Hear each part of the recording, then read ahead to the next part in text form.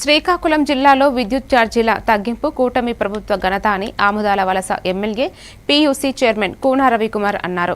గత వైసీపీ పాలనలో విద్యుత్ ఛార్జీల పెంపుతో ప్రజలపై భారం పడిందని విమర్శించిన ఆయన చంద్రబాబు నాయకత్వంలో పెన్షన్లు, ఉచిత విద్యుత్, ట్రూ యాప్ ఛార్జీల తగ్గింపు, పెట్టుబడుల ఆకర్షణ వంటి సంస్కరణలతో రాష్ట్రం అభివృద్ధి దిశగా సాగుతోందని తెలిపారు.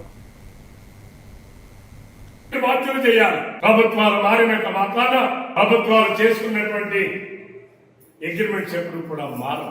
కేవలం వాళ్ళని ఇబ్బంది పెట్టాలని, ఈ రాష్ట్ర ప్రజల్ని అంధకారంలో నెట్టేయాలని, ఈ రాష్ట్ర ప్రజల్ని తనకున్నటువంటి జగన్మోహన్ రెడ్డికి ఉన్నటువంటి సైకో మనస్తత్వం ద్వారా ప్రజలందరినీ బాధ పెట్టాలని, ప్రజలందరూ బాధపడతా ఉంటే అది చూసి తన వికృత ఆనందం పొందాలని, తన సైకో శాస్త్రాల కోసం ఈ రాష్ట్రాన్ని అంధకారంలో నెట్టినటువంటి జగన్మోహన్ రెడ్డి పైన తప్పనిసరిగా ఈ 9,000 కోట్ల రూపాయలు జగన్మోహన్ రెడ్డి దగ్గర నుంచి వసూలు చేయాల్సినటువంటి అవసరం ఉంది.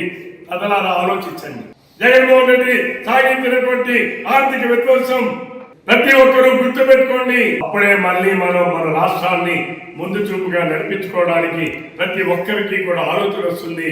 మన రాష్ట్రం ముందుగా నడిపించుకోవాలంటే చంద్రబాబు నాయుడు గారి నాయకత్వంలో గల కూటమి ప్రభుత్వం ఇంకొక 15-20 సంవత్సరాల పాటు ఉండాలి అన్న ఆలోచన ప్రతి ఒక్కరూ కూడా కలుగుతుందని చెప్పి ఈ సందర్భంగా తెలియజేస్తూ సెలవు తీసుకుంటాం.